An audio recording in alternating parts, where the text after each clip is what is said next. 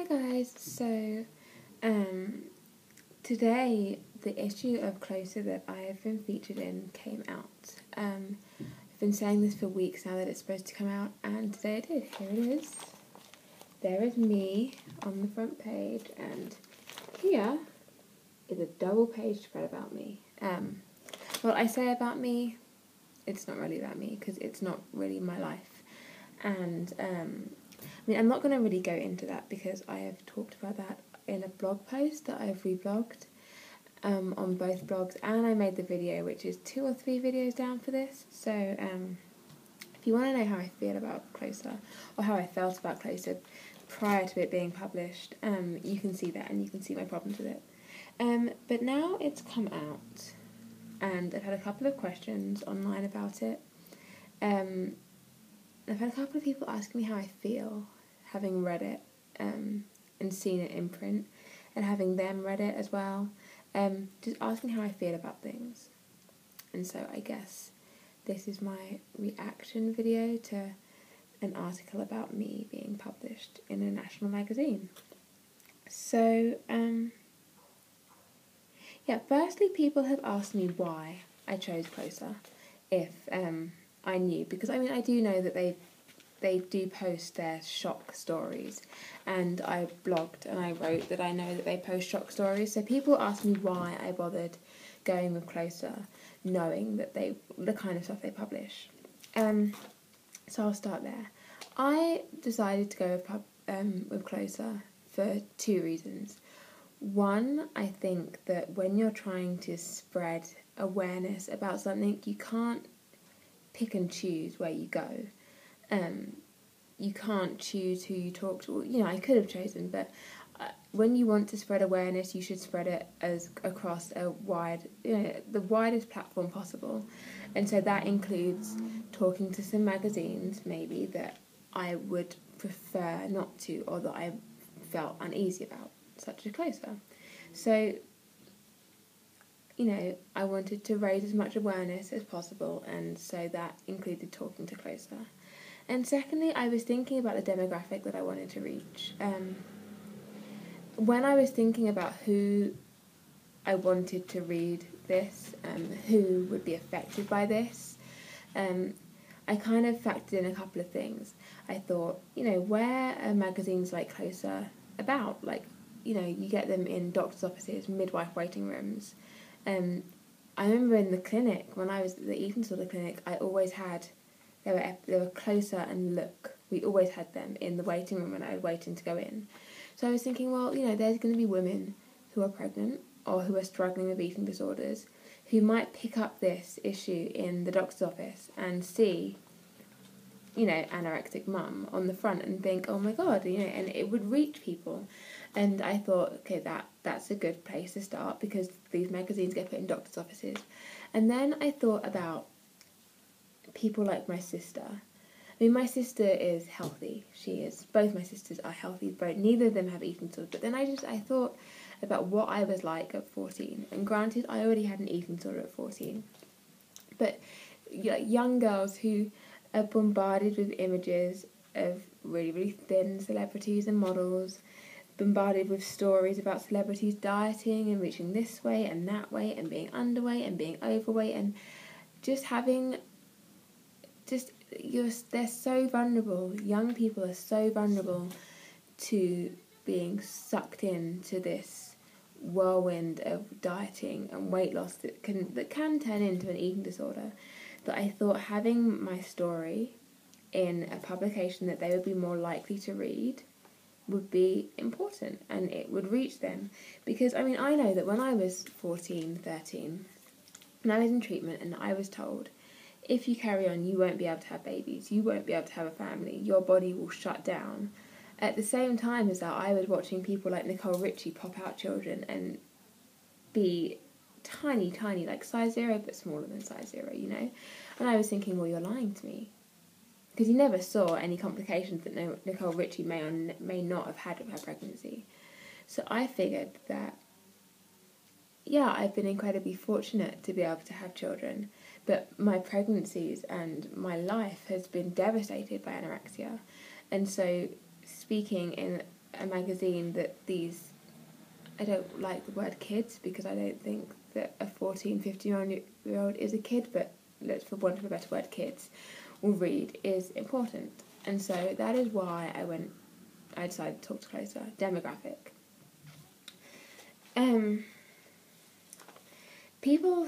I've had a couple of comments, because there are a couple of things about my weight in here. Mostly about my current weight. They've kind of, and I corrected them on this multiple times. They have said I weigh now, I weigh like 111 pounds. They've written that I weigh 8 stone 3, I think. 8 stone 3, which is 115 pounds. So there's like a 4 pound discrepancy there, which is no big deal, but I'll get into that in a minute. And they've also said about the weight I lost when through morning sickness, and so I dropped to 7 stone 5 when in fact it was 6 stone 5. And people who have read my blog and listened to my YouTube videos and kept up with the updates have just questioned that. And I thought I would clear it up that I did actually tell them that they've got their figures wrong and they elected to ignore me. So yeah. And I guess on to how I feel. I didn't expect to feel how I do feel at all. It's strange because I thought when I decided to talk to a journalist in the first place, before I knew about Closer or any other publications that were a possibility, I thought, you know what, I talk really candidly online, and I have done for a very long time. Like, I started my first blog when I was 14 years old, and I have been truthful and open on the internet in a way that I haven't been in real life, I guess. And then I started to become in real life, but I've been truthful on the internet in saying about how anorexia will be affecting my life. I have been really candid about how it's still affecting me now, and my struggles with anorexic thoughts now, my struggles with the way it's affected my body physically. And I've been really candid about my pregnancy and how anorexia has affected my pregnancy. And I've made numerous videos this time and last about anorexia and pregnancy and dealing with it. And so I genuinely thought that, I mean, it's no different. It's just talking candidly on a wider platform, and that was fine with me. What I didn't anticipate, maybe naively so, but I mean, to me, my story and my situation is pretty horrific. Like, being threatened with a feeding tube when you're pregnant is horrific, in my opinion. Although they missed that out as well because they didn't want to write that I was in treatment, apparently, but whatever. And so I didn't really see how they could twist the story as much as they have. And so while I was prepared for whatever came from being open and honest, as I have been throughout everything online especially, while I was prepared for that, I really wasn't prepared for dealing with the repercussions of the story that they've printed. Because it's not me. It's not my story. And I've had people question it, and I've had people ring me and be like, this isn't about you, what is going on, you know? And I wasn't prepared for that at all. And what I think I wasn't prepared for was the fact that actually it's been really triggering for me. I've spoken about this before. I've spoken about the fact that people knowing about my eating disorder can be quite triggering in itself, because people have certain expectations of an anorexic, and a lot of the criteria I guess I don't meet. I'm not, for the most part, I haven't been skeletal, I've been able to exercise, I have eaten, I've enjoyed food, and what people's preconceived notions of anorexia generally aren't what I fit. And so I've always, for a very long time, struggled with people knowing I had an eating disorder, because I suddenly felt that they were judging me and that I had to be sicker for other people, which was always very difficult. And so what I feel like Closer have done, knowingly or not, is they've used me as the face of the story that they wanted to publish, which is what they perceive an anorexic who is pregnant to be. And I read it and I kind of feel like, well, they don't feel like I was sick enough to print the truth. And while on the one hand, I'm proud that I'm not in that place. I'm not that girl. I'm not letting my eating disorder dictate my pregnancy. I'm not putting my children in harm's way for the sake of being thin. I'm taking medical advice. On the other hand, the anorexia, which is still a big part of my life, is like, you're not sick enough. You need to prove you're sick enough. And I mean, you can look at my Ask FM. I have had countless questions about people saying, I'm not thin enough for treatment, what do I do? Because now I feel like I need to lose weight to get the help that I want now. And I feel like this article is putting me in that position. It's putting me in the position of, you're not sick enough to be who they wanted you to be, and so you have to do something about that. Which, I mean, I'm almost 8 months pregnant as of next week. As of Thursday, I'm 8 months pregnant. And I've gone 8 months with, struggling with the weight gain, struggling with the weight loss at first, and then the weight gain and my body changing. But actually, I haven't had any thoughts as negative as those I've had today. And especially because they got my weight wrong, which is one of those things that it shouldn't bother me, and it upsets me that it bothers me so much, because I thought I was in a better place psychologically than this, where them saying I weigh 4 pounds more than I do upsets me.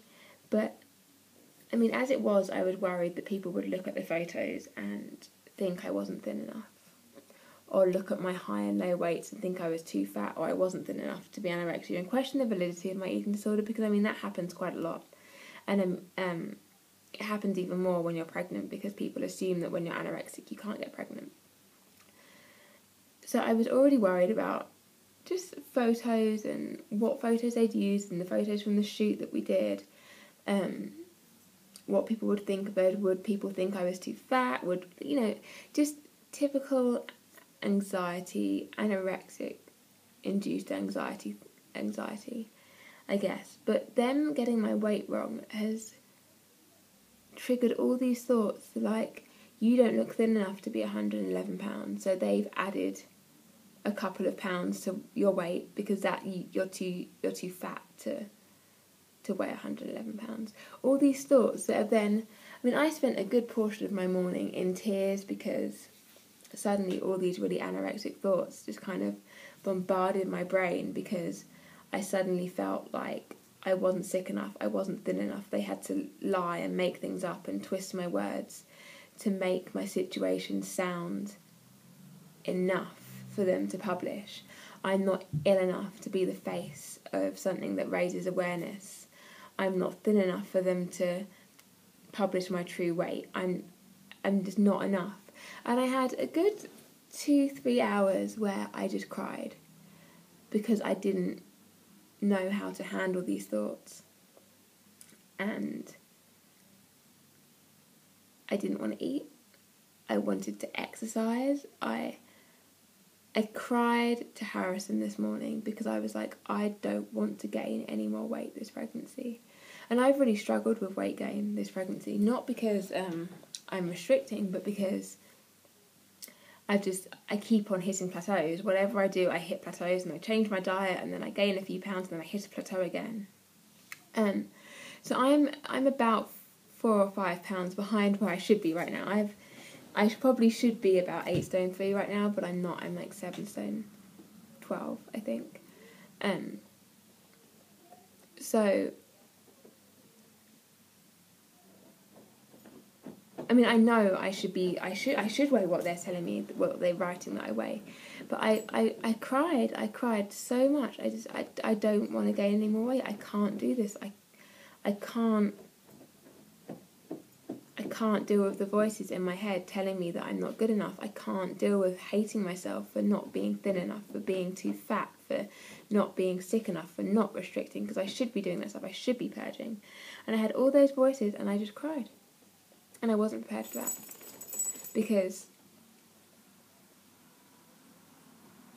I haven't been in that place where those voices have been so loud and so strong for such a long time. And I think that's my problem with this article. They have taken somebody, because they wanted to write an article about somebody who is in a fragile psychological state, who is having an eating disorder and dealing with pregnancy, and it's a serious issue. And so they wanted somebody to talk about that, and that is fine. I think it should be talked about. I don't think it should be swept under the carpet. I don't think it should be ignored. I think people deserve help, and I think to get help you need to raise awareness. And so I was fine with them writing this, and I willingly and wanted to talk to as many people as I could and get the word out. But what they've printed just isn't my life. And I was completely prepared for reading my life written by somebody else, and so it being a harsh version of my life, and it being slightly being sensationalized, but it being a true picture of who I am. Because a true picture of who I am isn't triggering for me. It's just who I am, and I've accepted that. I've accepted the issues, and I'm working through them with my team.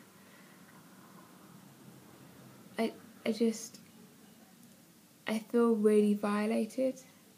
I feel really vulnerable, and it's made me extremely wary of talking to other people, which I kind of feel like I have to do to put things right and to actually do something that could be helpful, but it's made me so scared of doing so. And it's made me feel really fragile emotionally in a way that I wasn't expecting, because telling the truth doesn't make you emotionally fragile. But having the truth twisted and warped and thrown in your face and manipulated, that does make you fragile, that does make you vulnerable. And I wasn't prepared for that at all. Not in the slightest. And so, I guess in conclusion of everything,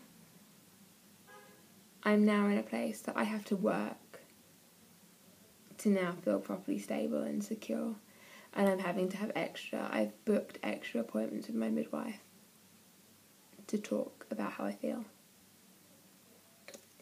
And I feel like something that I genuinely thought would help people. Not only will it not help people, but it's actually been detrimental to my health. I think it's a lot closer. So yeah, I'm being interviewed by somebody else next week, and so hopefully that's going to be better, and they're going to handle that more sensitively. But yeah, fingers crossed, onwards and upwards, right? Peace out.